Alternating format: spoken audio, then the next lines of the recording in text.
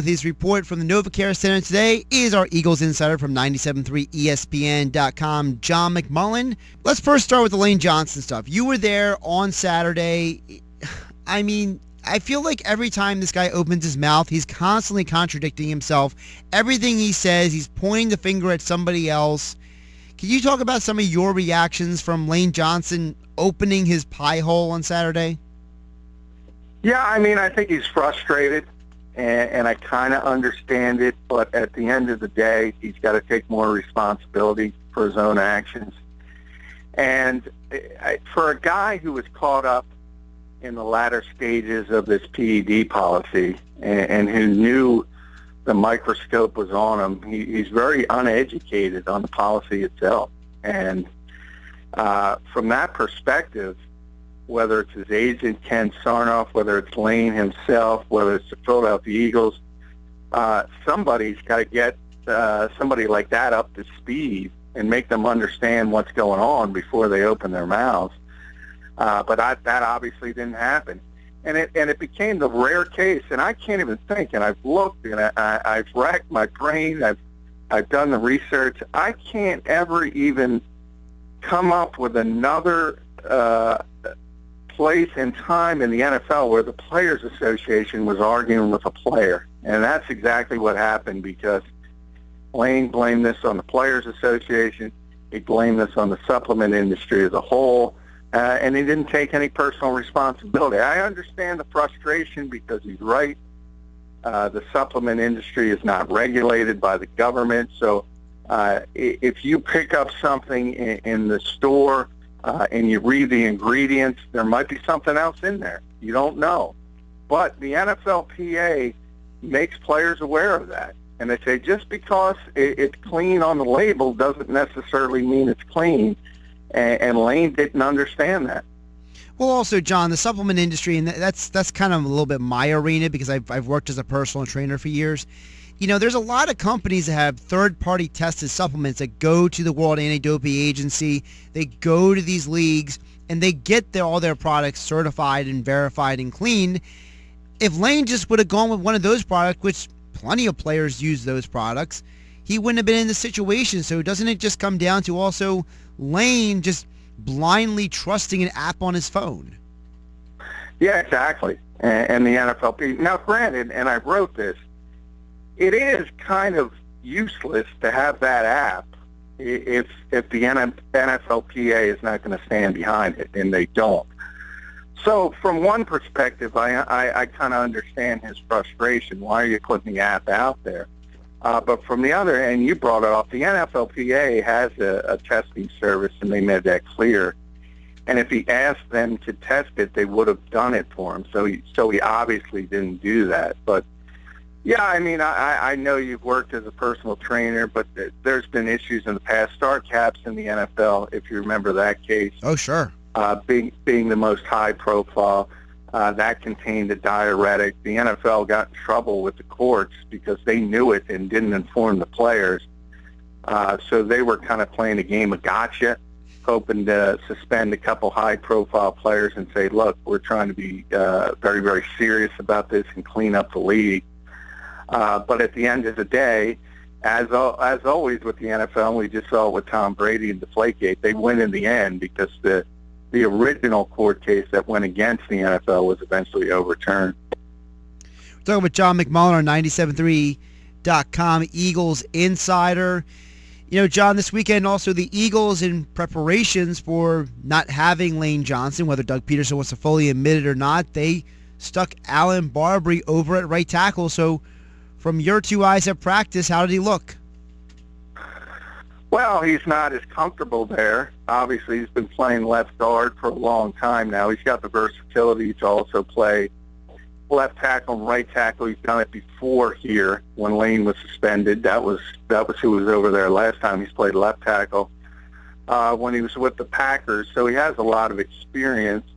And Doug basically has been very honest. I mean, he has been above board about this, and he's moving forward with the assumption they're not going to have Lane Johnson for 10 games. Basically, all we're waiting on is the timing, because Lane Johnson has acknowledged the fact that he's going to get suspended, and there's not much the Eagles can do. So from that standpoint, they understand they have to go to Plan B, and their first choice is going to move Alan Barbre outside and let the rookie Isaac Seumalo try to speed up his development and get the first shot at left guard. The way he's played, though, I can't imagine at the end that he'll be the starter. I think it'll be Stefan Wisniewski eventually moving to left guard. What do you think was the reason why they had Seumalo at first at left guard? Was it just to get him more reps? Was it just to see what he can do? Or was it just because to say, well, we know what Wisniewski is, we're not as worried about him? Yeah, I think that's exactly it. They know what they have in Wisniewski, and it's okay. He's a very good backup who can play any of the three interior positions, and they sort of know what they have, and they want to throw Isaac into the deep end of the pool and see if he swims, because he's got a higher ceiling as a player. But he's very young. He's very raw. He missed all of the off-season work, obviously. So he's behind from that standpoint as well. So it's kind of a shot in the dark, and to see if throwing him in against all the great players and around the league and playing next to Jason Peters and in between Jason Peters and Jason Kelce kind of, as I said, accelerates his development. And that's what they're hoping for. But you're right. I think they know what they have with Wisniewski, so they don't really need to look at it. John, I also want to ask you just mentioned Jason Kelce. He's kind of been the overlooked guy in all this conversation. We know about Brandon Brooks. He left the game with the biceps situation. Jason Peters didn't play in the first game. Lane Johnson, a right tackle. How many games is he going to miss? But Jason Kelce's kind of been the overlooked guy. I wanted to ask you, how has Jason Kelce looked the preseason plus in practice? Yeah, he's looked good. I think he's going to have a bounce-back season. And that, by the way, I think was a little bit overplayed. I don't think he played as poorly last year as many people say he did. He had a very tough start to the season, but by the second half of the season, he was playing pretty much like the old Jason Kelce. So I think people kind of overrated that. And he understands he got too caught up in Chip Kelly's high-tempo philosophy, and he lost too much weight.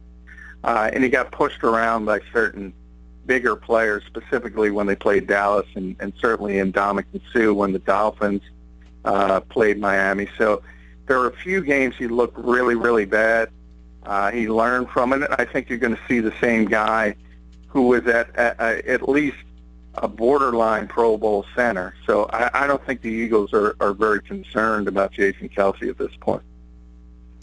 John, also you were at practice today. I mentioned Brandon Brooks. He returned to practice on Saturday. Jason Peters was at practice on Saturday. But some of the guys who were sitting out, let's go down the list here, starting with Jordan Matthews. You write over at 97.3 ESPN.com. The Eagles expected him to not just miss practice, not just not play in the second game, but be held out to the third game. So I want to ask you, is that one of the situations where they're just being precautionary, or is this injury more serious than previously thought? Well, the thing is about the NFL, you don't have to report injuries until the regular season. So the Eagles don't have to go on record. Doug has said it's called it a bone bruise. And from the beginning, when he took the hit, was sort of a borderline low hit in practice from Jalen Mills, the Eagles said the hope was to get him back by the third week of the preseason. And that's still the hope. If that doesn't happen, then I think all of a sudden the flags have to go up and you have to start getting concerned, because I think we've all seen this wide receiver group, and it's bad with Jordan Matthews. Without him, it's just incredibly bad. So that's going to be one of those storylines to watch as we get closer to the season, because he's one of the most important players for this team, because they just don't have anything else at the wide receiver position. Next up on the list, we got Michael Kendricks. He's still out with the hamstring situation. You report over at 97.3 ESPN.com that Najee Goode has been Kendricks' replacement, the weak side linebacker. What is Kendricks' situation? Do you think that we're going to see him before the end of the preseason? And is Najee good maybe putting himself in a position to be the primary backup linebacker this year? Yeah, I don't think any doubt right now Najee Good is the top backup basically at all three positions. Middle linebacker, weak side linebacker, sand linebacker. If somebody went down, that's the lack of depth the Eagles have at the position as a whole. So I think he's got that sort of wrapped up already, unless the team goes outside the organization once cuts start, and you can pick people up off the waiver wire, things of that nature. And that's certainly one of the positions you would look at as far as the Eagles might move outside the organization to get some help, because it's been very, very evident since the start of training camp that Jim Schwartz is not very comfortable with what he has at linebacker as far as depth is concerned. Michael Kendricks, I mean, look, it's a hamstring again. He's had this problem a number of times. He's got difficulty staying on the field, and this is just another example of it. The Eagles have downplayed it, said it's not serious at all, but as every day at practice rolls by and he's not out there, it's just another indication that this is a guy that has had a lot of issues with his hamstrings and staying on the field. Also on the list of guys who did not practice today, Jalen Mills. He was an interesting one, John, because he kind of underperformed, some people felt, when it came to his performance on the field in the preseason game, and now he wasn't at practice today because of a hamstring. You know, it's obvious whether it's precautionary or not. It kind of makes you wonder, you know, did he go from being this, you know, highly touted guy by all the coaches and everybody to maybe being knocked down a notch or two? Yeah, isn't it interesting, the expectations people have for Jalen Mills? He's a seventh-round pick. I think people forget that. So Jim Schwartz talked before the practice at the Link on Sunday, and he said, look, no, we're not disappointed in Jalen Mills after that performance. He's a rookie cornerback. He's a rookie seventh-round cornerback. And to expect those guys to go out on the field and have no hiccups, that's just not realistic. So I don't think anything has changed with Jalen Mills as far as the coaching staff is concerned. They think he's got a very, very bright future. He's got a tremendous skill set for the position, but he's not ready right now. And right now, the starting corners are likely going to be Leotis McKelvin and Nolan Carroll on the outside, and Ron Brooks being the slot corner. And even that, Malcolm Jenkins spoke today, and he's lobbying to play nickelback. So something that happened last year with Chip Kelly might develop again this year, and the fact that, similar to what we just said about Wisniewski, the Eagles know what they have in Malcolm Jenkins. They know he can do it. They don't have to worry about that. So they're looking at all the other bodies at nickelback and seeing if anyone else can handle the position. If they're not completely comfortable with Ron Brooks, they might just let Malcolm Jenkins handle the nickelback slot again. Another guy who's interesting is Eric Rowe, John. You know, Eric Rowe is a guy who people thought was going to do well this year, and he's kind of keeps getting knocked down a notch. You write at 97.3 ESPN.com that he was the second-team corner across from Aaron Grimes today. Grimes is in there in Mills' stead. But I was asking Bear Brooks this earlier, John. You know, the more I watch Eric Rowe, whether it was last year and this year, the more I think this guy needs to just eventually be turned into a safety. Do you think we're just going to get to the point where the Eagles are going to finally, you know, capitulate and just say, why don't we just put him at safety and see what happens? It's possible. Jim was asked that yesterday, and he kind of at least gave it a little lip service that the thought could be there, because obviously at college at Utah, he played more at safety than he did at cornerback. He played 3 years at safety and his last year at corner. So obviously the Chip Kelly regime drafted him, and they saw his length and athleticism and projected him at corner. That could change with this coaching staff eventually. The one thing he does do well is he shows up in pads a heck of a lot better than he does in shorts, in the fact he's a physical player, and that you would think would transition well to safety. The Eagles certainly need depth at that position, and he's falling behind guys at corner. We mentioned the three starters. Jalen Mills is still ahead of him. Aaron Grimes is pushing. He's been one of the best corners in this camp, a former CFL star. He's more of a slot guy, but when you start to count all the bodies, there's not going to be a lot of playing time right now for Eric Rowe. And when you look at the backup safety position, right now it's Jalen Watkins, Chris Maragos, and then Ed Reynolds and Blake Callis pushing those guys. Maybe that will be his future home, but it's not going to be immediately. That would probably be for the next off season if that's the way the Eagles may think about trying to save Eric Rowe's career if things don't develop at corner this season. Jalen Watkins is a guy who was a former corner as well. He was drafted out of Florida that way, wasn't he? Yeah, he played both, similar trajectory, played both positions at Florida, but was drafted as a corner and now back at safety. And as you can imagine, he's better at coverage than he is at tackling. So that's the big issue with him. Can he hold up and run support? But right now, he's been the third best safety. So if you look at behind Malcolm Jenkins and Rodney McLeod, Jalen Watkins kind of emerged as the team's third safety. John, tomorrow is set to be the final training camp practice. What is usually on the agenda that we can expect from the final training camp practice tomorrow?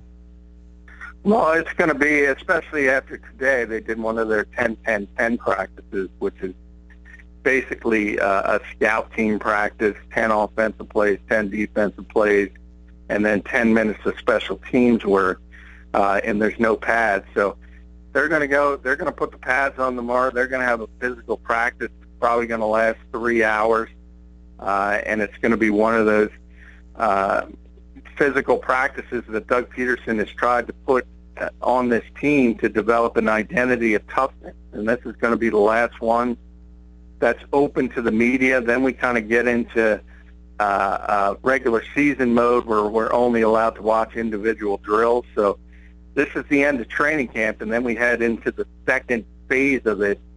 The Eagles will still be practicing in training camp mode moving forward. But it's just one of those things, and sort of a line of demarcation and the lead up to the upcoming season, and you go to the next phase.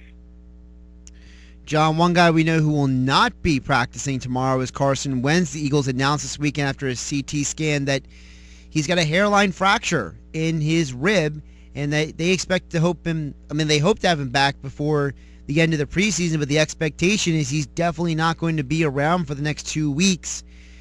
Carson Wentz, he sounded very frustrated, but he, seemed to be willing to be patient with the process. But John, I don't like what I'm hearing, because I hear people acting like, this is a sign that he's injury prone, that Sam Bradford is passing off his injury tendencies to the rookie quarterback. I mean, this is ridiculous. It's football. Guys get injured, right? Yeah. People have to get over the fact you cannot legislate injuries in this league. You can't do it. There's nothing you can do to limit injuries. He's a big guy. He's got to play. He's got to develop. If the Eagles' plan comes to fruition, that means they want to place him a shrink wrap for the entire season, so he's not going to play in the regular season. These are the reps he needed to develop. And to criticize the coaching staff with hindsight for leaving him in the game, you hit the nail on the head. It's football. You look at when Chip Kelly was here and there was no contact in practices, whether it was Jeremy Maclin tearing an ACL or Travis Long. You can't legislate. Thad Lewis, who's out with Chip Kelly now in San Francisco, tore his ACL. The backup quarterback. It's just, you cannot legislate injuries in this game, and that's the reality of the situation. Coaches realize that. All you can do is move forward and use the next man up mentality till the guy's ready to get back on the field. And it's something almost every coach in this league preaches and says, only worry about the things you can control. And you can't control injuries, so there's no use worrying about them. John, if I can ask you a couple questions around the NFL. John covers the NFL for today's Pigskin, so be sure to follow John at JF McMullen on Twitter, not just for Eagles, but for NFL coverage as well. One of the things we saw from the teams around the NFC East is that we saw two of the teams, the Cowboys and Giants, they didn't go with their starting quarterbacks for their first preseason games. So we saw the backups in both those games, and obviously it's a preseason game. You can't take too much away from it, but it seems like you have two franchises in Dallas and New York that are pretty comfortable with their backup quarterbacks. Yeah, I don't know if they are, to tell you the truth. I mean, Dak Prescott looked tremendous against the Rams, but it's preseason football, and you can't take much out of it. And their mentality was that Kellen Moore was going to be the backup, and that was their plan, and he got injured. And then they tried to send a fielder to Nick Foles, but Nick chose Kansas City instead of going to Dallas. So they're not comfortable, and you're never comfortable if you lose Tony Romo and your best option is a rookie quarterback. So I don't know about that. And the same thing with Eli Manning. The thing about Eli, a lot like Joe Flacco, until he tore his ACL last season, the guy never misses a game. So you don't know what you have in your backup quarterback. You can think all you want that he can handle it, and it's going to be fine for a game or two if for some strange reason Eli can't go. But I don't think anybody in this league is comfortable when they have to go to the backup quarterback. You just try to get a guy, and I always look at Drew Stanton in Arizona, probably the best, who can get you 2 or 3 games where he's going to play competently. And then from that, he's going to have to show up and get progressively worse. The bottom line is if you lose your starting quarterback in this league, you're in trouble. And that certainly includes Dallas and the Giants. John, you mentioned the Ravens earlier. Terrell Suggs back on the field after that crazy, horrific injury last year. The Ravens have numerous guys coming off of injuries. And I know some people are like, listen, pump the brakes. Don't get too far ahead of yourself. You have half the team coming back from injury. But from an outside looking in perspective, is it fair to say that if the Ravens can stay healthy, they can get back to form and contend in the North? Yeah, it's perfectly realistic, and that's their plan. That's what we're just talking about, injuries as a whole. The Baltimore Ravens at one point had 21 guys on injured reserve last year, and that's why they had a bad season. And if any team in this league has to put 21 people on injured reserve, they're going to have issues. They're going to have a bad year. And, John, they were still in games, too, which is crazy. Yeah. And of course, after they lost Joe Flacco, you lose your quarterback on top of it later in the season. But he's back. You mentioned, obviously, Suggs is aging.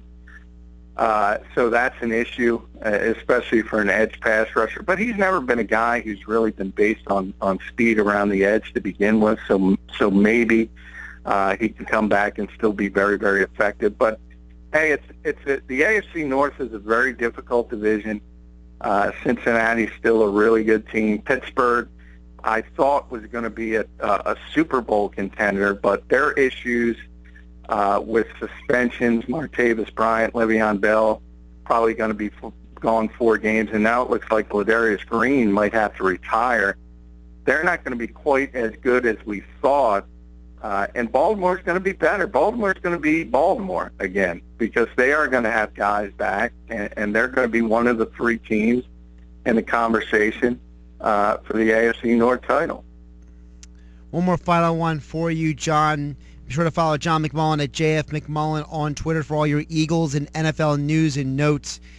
There's a bizarre situation because you have 2 quarterback competitions that have very loose connections to the Eagles. Obviously, Chip Kelly's over in San Francisco, and you have Mark Sanchez in Denver. But I'm looking at those situations, John, and I say, well, Denver's a real competition because both Mark Sanchez and Simeon got on the field, while in San Francisco, we didn't even see Kaepernick on the field in the first game. So, is that really a competition in San Francisco if a guy's not even on the field?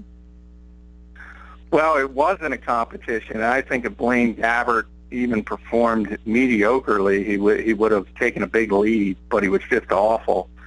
And that might have the 49ers opening their eyes. But Colin Kaepernick had 3 off-season surgeries, And then there was all the acrimony with the front office in San Francisco on top of it. So he did no work in the off season. Now he's got a tired arm. If he wants this job, yeah, he's got to get back to practice. And if he does, he's going to have an opportunity to win it because Blaine Gabbert stinks. That's the only reason. And somebody's got to play the position. So that, to me, is more open-ended now than it was before their preseason game last night, just because of how poorly Blaine performed. And then Denver, I can't imagine Gary Kubiak going into that locker room with that defense and all those great players and saying, I'm going to pass over the guy with 72 NFL starts for a seventh-round pick who's got a couple kneel downs. I can't believe that's going to happen. Hey, listen, John, you know all your media brethren who are Northwestern grads are cheering for that, though. Oh, of course. And that's one of the best journalism schools in the country, and one I didn't attend, obviously. You can check out John McMullen on Twitter at JFMcMullen, and be sure to go to 973ESPN.com for daily, hourly, sometimes multiple updates every day on the Eagles. John, talk to you tomorrow. Hey, thank you, Josh.